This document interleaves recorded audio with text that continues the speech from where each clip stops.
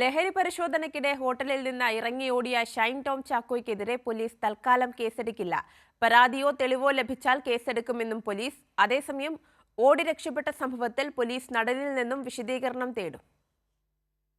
കൊച്ചിയിലെ സ്വകാര്യ ഹോട്ടലിൽ നടന്ന ലഹരി പരിശോധനയ്ക്കിടെ ഓടി രക്ഷപ്പെട്ട നടൻ ഷൈൻ ടോം ചാക്കോയ്ക്കെതിരെ തെളിവുകൾ ലഭിക്കാത്തതിന്റെ പശ്ചാത്തലത്തിലാണ് തൽക്കാലം കേസെടുക്കേണ്ടതില്ലെന്ന പോലീസ് തീരുമാനം.